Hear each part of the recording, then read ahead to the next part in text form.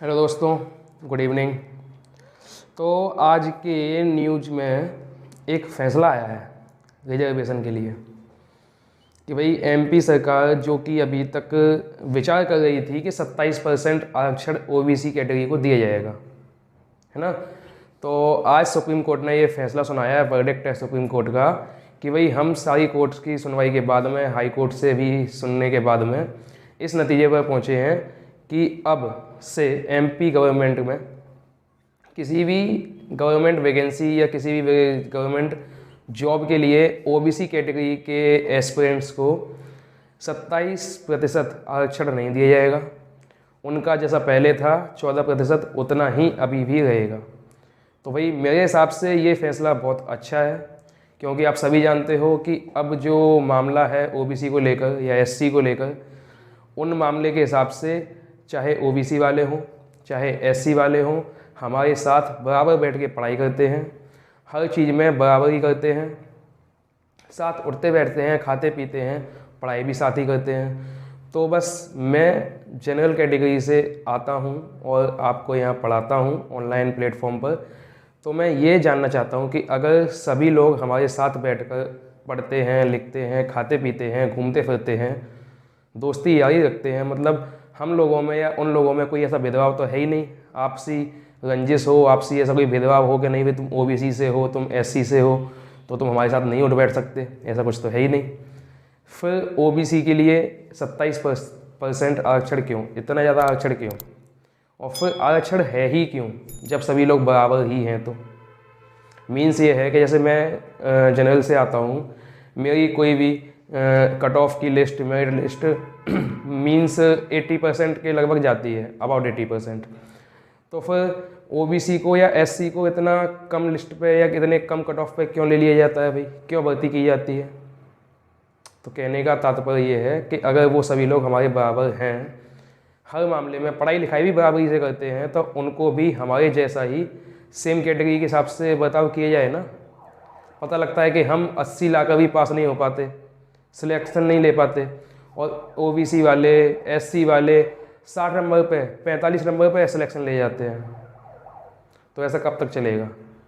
अगर एससी वाले कहते हैं, ओबीसी वाले कहते हैं कि भाई आरक्षण जरूरी है उनके लिए, उनकी ये डिमांड है, उनको बराबरी नहीं दी जाती है, तो फिर हमारे लिए ऐसा क्यों स्पेशल, है ना। तो आप भी इस बात को समझिए, चाहे वो एससी वाले हों चाहे ओबीसी वाले हों। एससी का समझ में आता है कि भाई कुछ समय पहले ऐसे कुछ हालात थे जिनकी वजह से उनको आरक्षण दिया गया।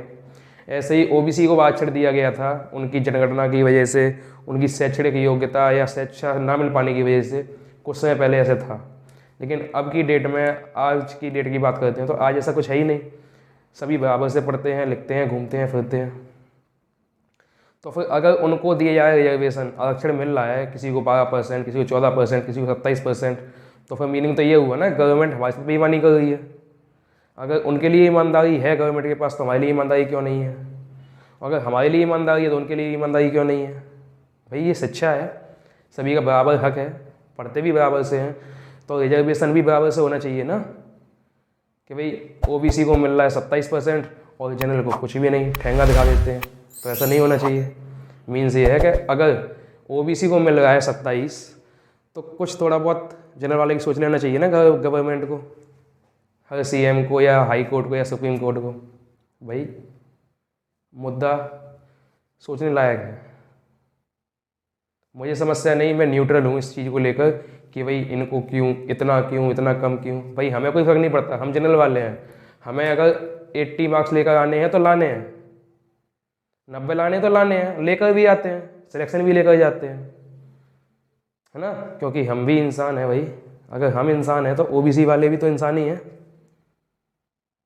तो मीन्स ये है, और याचना भी ये है कि भाई आरक्षण या तो सभी के हित में देखकर किया जाए और फैसला लिया जाए, या फिर आरक्षण किसी को दिया ही ना जाए, ताकि दोनों पक्ष बराबर रहें, एससी भी, ओबीसी भी और जनरल भी। बस बाकी का कोर्ट का फैसला है, जो भी है माननीय होगा, माना जाएगा। बस दरख्वास्त है कि किसी के साथ बेईमानी ना की जाए, ना जनरल वालों के साथ, ना ओबीसी वालों के साथ, ना एससी वालों के साथ, सभी से बराबर बर्ताव किया जाए। बाकी का आप सब लोग समझदार हो, मुझसे ज़्यादा एक्सपीरियंस आप लोगों के पास, ज़्यादा सुझाव और ज़्यादा ज्ञान भी है। बाकी का आप जो ठीक समझें वो सब आँखों पर होगा। डिमांड है, रिक्वेस्ट है कि कम से कम बराबरी तो दी जाए। अगर हर चीज़ें बराबरी है तो फिर शिक्षा में क्यों नहीं है?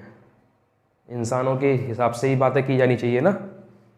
ओबीसी को ओबीसी का दिया जाए, एससी को एससी का दिया जाए, जनरल को जनरल का दिया जाए। लेकिन इतना भी नहीं कि भाई जनरल 80 पे है, ओबीसी 70 पे है, ओबीसी 75 पे भी आ जाता है। इतना ज़्यादा भी नहीं है लेकिन 75 पे आ जाता है। और एससी को देखा जाए तो भाई 60, 62, 65 पे अटक जाती है गाड़ी उनसे। इतने ऊपर तो इससे ऊपर जाता ही नहीं उनका। ये भी बहुत मतलब मैक्सिमम मान सकते हैं अपन, मैक्स है ये उनके लिए। भाई दरख्वास्त है कोर्ट से, गवर्नमेंट से, हमारे साथ ऐसा भेदभाव ना किया जाए। हम भी इंसान हैं, है ना। हम लिखवा कर तो नहीं लाते ना कि हमें जनरल बनाओ, ओबीसी मत बनाओ, या वो लिखवा कर नहीं लाते कि उनको ओबीसी बनाओ, जनरल मत बनाओ। बराबरी का हक देना आपकी नैतिक जिम्मेदारी है। सोचिए समझिए, लेकिन भेदभाव मत कीजिए। इंसान है, इंसान बन के रहने दीजिए, है ना। Thank you so much. मिलते हैं किसी नेक्स्ट वीडियो में एक अच्छी क्लास के साथ, अच्छी नॉलेज के साथ। तब तक के लिए take care and bye bye.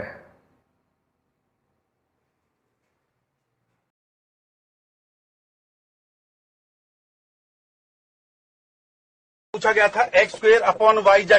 तो ऐसे सवालों को करने के लिए देखिए, एक तो बेसिक ट्रिक है, एक तो लाइक और शेयर ठोक दीजिए, महाकाल का दबा के लाइक और शेयर ठोक दीजिए। पूरा साल मेहनत करता हूं आपके लिए बेटा, ऐसा नहीं चलेगा, ऐसा नहीं चलेगा। देखा, खत्म। देखो मत, जल्दी से करो सब्सक्राइब। एक लाइक भाई, लाइक करे, फॉलो करे, शेयर करे। क्या चाहिए बदले में हमें? बस एक प्यारा सा लाइक। तो इस वीडियो को लाइक कर देना और सब्सक्राइब कर दो यार। सब्सक्राइब यार, सभी की मांगे मैं पूरी करता हूँ। मेरी एक ही तो मांग रहती है कि सब्सक्राइब कर दो चैनल को। तो जिसने भी चैनल को सब्सक्राइब किया है उसको जय हिंद, जय भारत और दिल से सैल्यूट। ये इस तरीके का सैल्यूट। जिन्होंने सब्सक्राइब कर रखा है और जिन्होंने नहीं किया है कर दो यार, हाथ जोड़ के विनती है।